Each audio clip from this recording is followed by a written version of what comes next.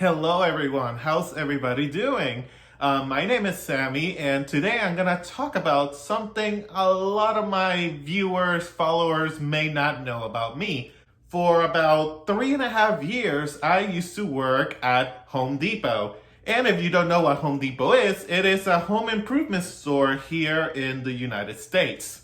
So in this video, I'm gonna talk about my experience working for the Home Depot, some funny stories, some things about Home Depot, and also the reason why I'm no longer working for them. So in my 3.5 years at Home Depot, I worked at 3 different locations, and I will be referring to those locations as stores A, B, and C. I worked at 2 stores in Texas and 1 store in Florida. So you may be thinking, Sammy, what did you do at Home Depot? What was your job? Well, my real title was Merchandise Execution Associate. And what is that? Well, I used to belong to a team called the Merchandise Execution Team, or MET. Like I always described, that was the stepchildren of Home Depot. MET was owned by Home Depot, but we didn't really work for Home Depot. Even though we worked in Home Depot, we were merchandisers and we technically worked for the vendors. In other words, all the suppliers that supply their products to the Home Depot, we worked for them because we were the ones who kept the merchandise nice and neat in the aisles. Because this is Home Depot's philosophy. They have the regular associates or aprons, and then you have the merchandise execution associate, the MIAs or MET or the MET team, which makes no sense because the T in MET means team. So you're just saying team twice. But anyways, so you have aprons and you have MIAs. And wait, give me one moment. Oh my God, it feels weird putting on this shirt again. So, MET associates wore this beautiful orange shirt, while regular store associates wore aprons. So, Home Depot's mentality was that they want the aprons to help customers. They want aprons to fully focus on helping customers, while MET takes care of the merchandise, like bringing merchandise down and making sure it looks neat in the aisles. And that's not the only thing MET did.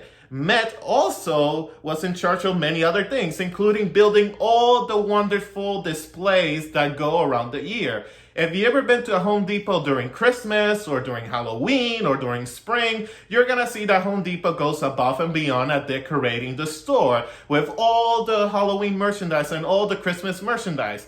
So that was MET who did that. So MET was responsible for building those displays and putting everything up. I started working at Home Depot on June of 2016. At the time, I was working at a grocery store. I was part-time, I was making minimum wage, and I needed a second job because it just wasn't cutting it. Both my parents worked for Home Depot, oddly enough. They've been working at Home Depot for about 3 years at that time. And my mom suggested, hey, there's a Home Depot close to our house. Why don't you apply there for MET? And I applied, and it took Home Depot 2 months to get back with me. And I got hired as a part-time merchandise execution associate. That was my very first store, Store A. And in that store, I was there from June to, I want to say September, October. So I was there for about 4 months. And then I got transferred to another store, which happens to be the store that my parents worked at. I got transferred to that store. I became full-time. And by that time, I was no longer working at the grocery store. So in that store, Store B, I was there for, I want to say, over 2 years, almost 3 years. I was there from October 2016 till April of 2019. So that is a long time. So Store B became my main store. And boy, there's a lot of stories, a lot of things that I can't mention all the stories in this video because it's just gonna be super, super long.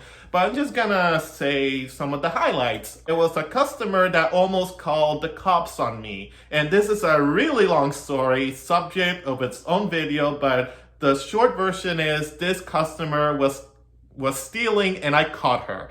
And once I caught her, which was by accident, I didn't know she was stealing until I'm like, oh, ma'am, you're stealing. And she got all defensive and she said that she was gonna call the police, she was gonna call the cops on me, and yeah, that was a very interesting day.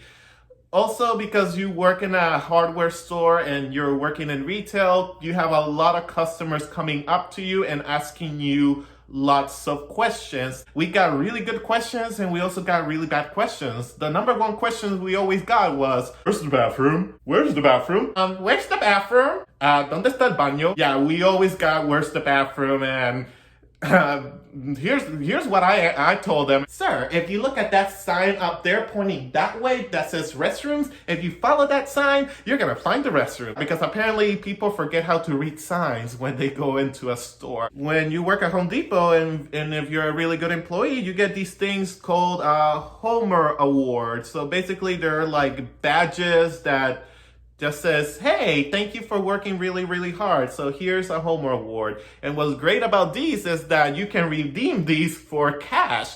Like, I think when you get like 6 Homers, you get like $50 on your paycheck, like an extra $50 added to your paycheck. And if you got 6 more, what's it, 6 or 3? I do not remember. But basically, like the more Homer Awards you got an extra something in your paycheck. So yeah, these are some of the Homer Awards that I got over time. This is how the Homer Award is presented to you on this piece of paper like this, and then like that, and it basically says why they're giving you the Homer Award. So that. And also there's these special Homer Awards that symbolizes milestones. Like, I think this is when you get 3 Homer Awards. You get the bronze, the silver, this is gold, here's platinum. And apparently, if you got 60 Homer Awards, you got one of these that were diamond.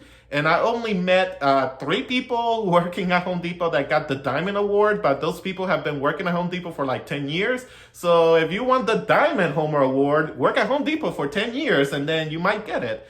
Also, when it's your year anniversary, you get these little badges that says, well, 1 year, 2 years, 3 years. So there we go. In spring of 2019, I decided that I was finally gonna accomplish my dreams and move to Florida because I wanted to work at Walt Disney World. So April of 2019 was my last month at working at Store B. So when I left that store, they took this apron and a lot of my coworkers signed it.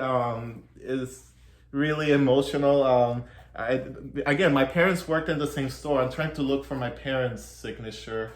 Here's my mom's signature. Like, she wrote it on the back. She wanted to be unique. So yeah, they did this little thing for me as a goodbye present. So while still working in Store B, I asked if I can get a transfer to a store location near Orlando, and that's where Store C comes in. I started working at Store C in May of 2019, and then I stopped working there in December of 2019. So basically I was there for about 7-8 months, something like that. And that's where things get a little bit rocky. I'm not gonna talk about in great details what happened to me in that store because, again, I don't want somebody watching this video that worked in that store, and I don't want, to cause any drama or accuse anyone of anything. My time in Store C didn't go very, very well because the store that I was working at was very, what's the word I'm looking for? It was located in the ghetto. The ghetto. There we go. That's the word I was looking for. And because the store was very ghetto, I came across a lot of difficulties and I suffered a lot, not physically, but emotionally. It became an emotional burden working at that store because the conditions weren't that great. And I want to stress that I'm talking about that specific store, not Home Depot as a company, because Home Depot as a company is great, is wonderful. I highly recommend that you go work for the Home Depot. They're a great company. But Store C, it had a lot of issues, and those issues were being impacted on me, and I was not having a great time. So basically, the last time I worked at that store was in December 2019. And then once the New Year's hit, 2020, I did something that is very unprofessional and I do not recommend anyone to do. But my case was different because, again, I dreaded going to that store. I really did. Like, I remember waking up to go work and I just dreaded going to that store. I basically stopped showing up to work. I did not give 2 weeks. I didn't tell anyone. I didn't tell my supervisor at the time. I just kind of stopped showing up because I didn't have the energy or the strength to go there anymore, because basically they warned me out. They warned me out and I basically stopped showing up, and eventually I got fired for job abandonment, which is sad because I spent 3.5 years working for this company, and it's 3.5 years of my life. Basically, my early adulthood